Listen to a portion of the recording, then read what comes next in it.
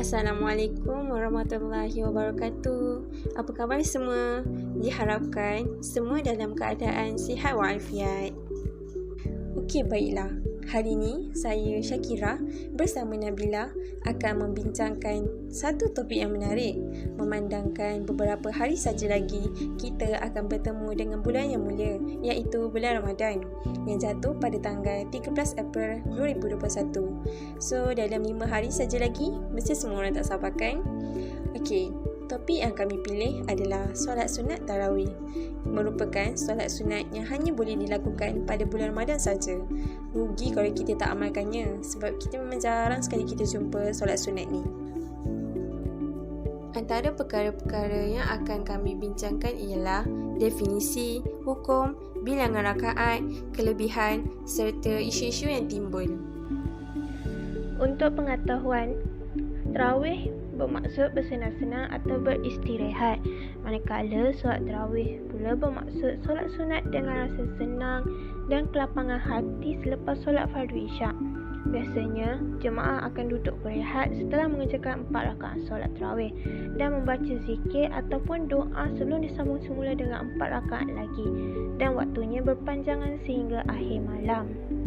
Tarawih juga disebut sebagai Qiyamul Ramadan, yang bermaksud bahawa umat Islam sewajarnya menghidupkan suasana malam bulan Ramadan dengan melakukan amal ibadah seperti melakukan solat, iktikaf dalam masjid, berzikir dan seumpamanya. Tahu tak, hukum kita menunaikan solat sunat tarawih ni adalah sunat muakkad, iaitu sunat yang sangat dituntut.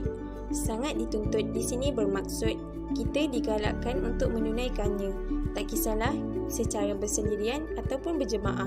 Tetapi lebih afdal kalau kita solat secara berjemaah, sama seperti pendapat Umar radhiyallahu anhu yang mengingatkan bahawa sebahagian solat nawafil, iaitu solat sunat, telah disyariat dalam solat berjemaah.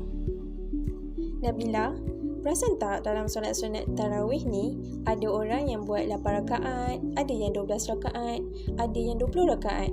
Jadi, boleh tak awak terangkan sedikit tentang perbezaan rakaat-rakaat ni? Untuk bilangan rakaat, pada zaman Rasulullah SAW, mereka mengerjakan 8 rakaat solat tarawih dan tambahan 3 rakaat solat witir. Pada zaman Khalifah Umar bin Al-Khattab pula, mereka melakukan 20 rakaat solat tarawih dan tambahan 3 rakaat solat witir. Dalam isu bilangan rakaat yang harus dilakukan dalam solat tarawih, Rasulullah SAW tidak pernah menetapkan berapa rakaat yang perlu dilakukan. Malahan, Rasulullah menggalakkan umatnya untuk bersolat sunat berterus-terusan tanpa ada batasan. Imam Bukhari dan Muslim dalam kitab sahihnya merekodkan bahawa Ibnu Umar berkata, Rasulullah bersabda, bersolatlah kamu 2 rakaat berulang-ulang, dan jika kamu bimbang akan terbitnya waktu subuh, maka bersolatlah witir 1 rakaat sebagai penutup. Menurut Imam Malik, pada zaman beliau iaitu di penghujung kurun pertama dan awal kurun kedua Hijrah, beliau mendapati ahli Madinah melaksanakan solat tarawih dengan bilangan 36 rakaat dan 3 rakaat witir. Kenyataan ini disokong oleh Daud bin Qais, iaitu seorang tabi'in dalam Fathul Bari yang dinukil Imam Ibnu Hajar Asqalani. Beliau berkata, aku menjumpai orang pada zaman pemerintahan Aban Ibnu Utsman dan Umar Ibnu Aziz di Madinah. Mereka melaksanakan solat tarawih dengan 36 rakaat dan 3 rakaat witir. Secara umumnya, kebanyakan masyarakat Islam di Malaysia mendirikan solat tarawih sebanyak 20 rakaat ditambah dengan 3 rakaat solat witir. Seperti yang kita tahu, pada bulan Ramadan, berlipat kali ganda pahala yang Allah berikan kepada sesiapa saja yang mengerjakan amalan kebajikan. Betapa istimewanya bulan ni. Sebagai contoh, kita baca Al-Quran. Baru 1 huruf kita baca, kita dah dapat 10 pahala.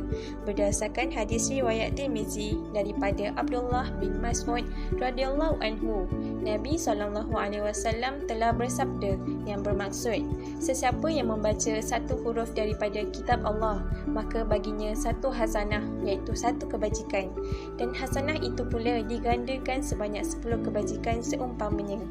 Aku tidak katakan alif, lam, mim itu sebagai 1 huruf, tetapi alif 1 huruf, lam 1 huruf dan mim 1 huruf. Syakira kongsikanlah kelebihan solat tarawih ni. Kelebihan yang diberikan oleh Allah Subhanahu Wa Taala kepada sesiapa sahaja yang mengerjakan solat sunat tarawih ni adalah pengampunan dosa-dosa. Tak nak ke kita punya dosa-dosa yang lalu diampunkan? Mesti semua nakkan. Jadi, kita kenalah usaha untuk dosa-dosa kita diampunkan dengan cara kita menunaikan solat sunat tarawih. Diriwayatkan daripada Abu Hurairah radhiyallahu anhu katanya, saya telah mendengar sabda Rasulullah SAW mengenai Ramadan. Sesiapa yang mendirikan sembahyang iaitu solat tarawih pada sebulan itu dengan penuh keimanan dan mengharapkan keredaan Allah, akan diampunkan segala dosa yang dilakukan sebelum itu. Jadi, rugilah kan kepada siapa yang tak nak rebut peluang untuk meraih pahala pada bulan Ramadan ni.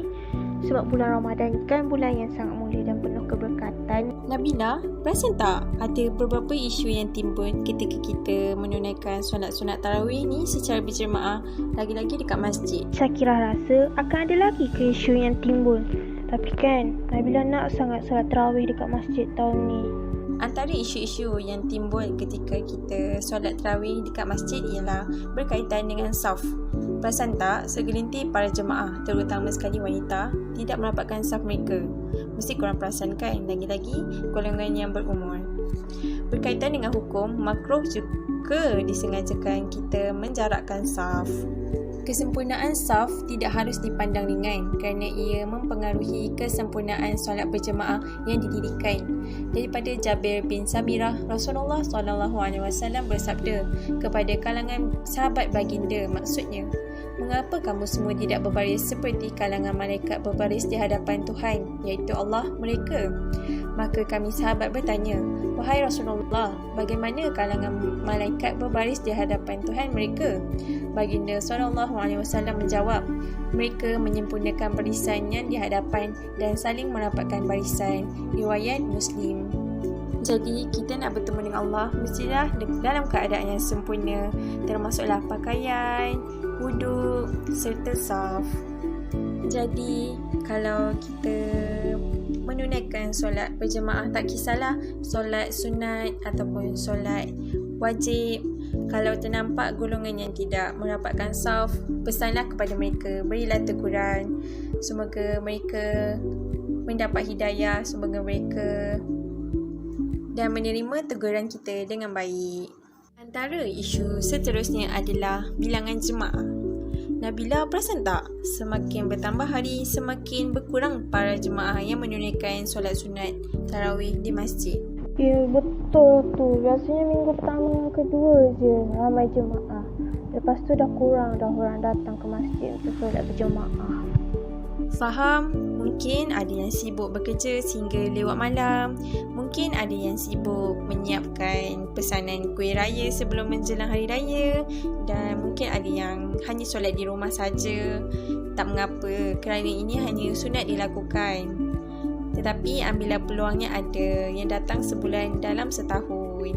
Akhir sekali, isu yang sering timbul adalah berkaitan dengan solat sunat witir. Solat sunat witir merupakan solat sunat yang dikerjakan pada waktu malam selepas solat isyak sehingga terbit fajar shadiq, sebelum masuk waktu subuh. Lebih afdal lagi bila ia dilakukan pada sepertiga malam yang terakhir. Ia boleh dilakukan setiap malam, tidak hanya pada bulan Ramadan sahaja.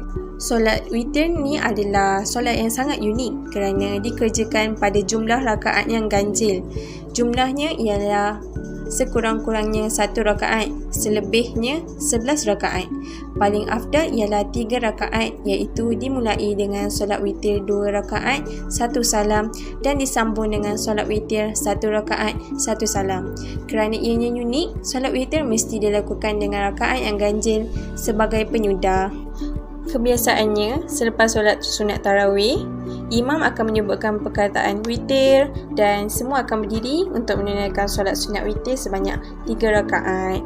Tetapi, kebanyakannya ramai yang cabut lari setelah selesai solat sunat tarawih.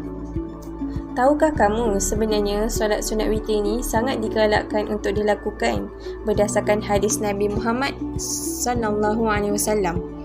Rasulullah SAW bersabda yang bermaksud, Sesungguhnya Allah itu witir, iaitu ganjil, dan Dia menyukai witir. Maka lazimkanlah solat witir, wahai ahli Al-Quran. Hadis riwayat Abu Dawud dan Tirmizi. Yang kedua, sesiapa yang mengerjakan sembahyang duha, berpuasa 3 hari daripada sebulan dan tidak pernah meninggalkan sembahyang witir sama ada dalam pelayaran dan bermukim, dicatat baginya pahala orang syahid. Hadis riwayat At-Tabran. Dan yang ketiga adalah witir itu hak, iaitu benar. Barang siapa yang tidak berwitir, ia bukan dari golongan kita. Witir itu hak, maka barang siapa yang tidak mengerjakannya, ia bukan dari golongan kita. Witir itu hak, barang siapa yang tidak mengerjakannya, maka ia bukan dari golongan kita. Hadis riwayat Ahmad dan Abu Dawud. Nabi Muhammad SAW bersabda, sesungguhnya Allah telah memberikan hadiah kepada kamu satu solat, yang mana ianya adalah lebih baik daripada unta-unta yang terbaik, iaitu solat witir. Hadis riwayat Abu Dawud, Tirmizi dan Ibnu Majah. Gambaran masyarakat Arab ketika itu ialah sesiapa yang memiliki unta yang terbaik akan dianggap sebagai orang yang berharta dan yang paling kaya. Boleh ibaratkan seperti zaman sekarang, ialah orang yang berstatus jutawan yang memiliki kekayaan. Bayangkan berapa lama untuk kita kumpul harta sehingga menjadi jutawan dan memiliki kekayaan. Adakah kita cuma perlu lakukan selama 10 tahun, 30 tahun untuk jadi seorang jutawan? Tetapi dengan mengerjakan solat witir dengan hanya 1 rakaat saja, melebihi daripada apa yang kita idamkan, iaitu menjadi jutawan dan memiliki harta yang berlimpah luar. Bayangkan pula jika solat kita witir kita lakukan sebanyak 3 rakaat ataupun 5 rakaat. Berapa kali banyak gandanya kekayaan yang boleh dibayangkan dengan hanya mengerjakan solat witir. Tetapi ini hanyalah satu perumpamaan. Apa yang diterangkan oleh Rasulullah SAW adalah untuk memudahkan fahaman kita kepada gambaran kebendaan. Sedangkan di akhirat nanti, balasan yang kita terima adalah berkali ganda di dalam syurga. Besar bukan kekayaan yang digambarkan akan kita peroleh dengan kerjakan solat sunat witir? Lepas ni, lakukanlah walaupun kita bersendirian ataupun walaupun dengan 1 rakaat saja. Sekian sahaja dari kami. Ini hanyalah sekadar perkongsian bersama sahaja. Yang baik datang dari Allah, yang buruk adalah dari kami sendiri. Terima kasih dan Assalamualaikum.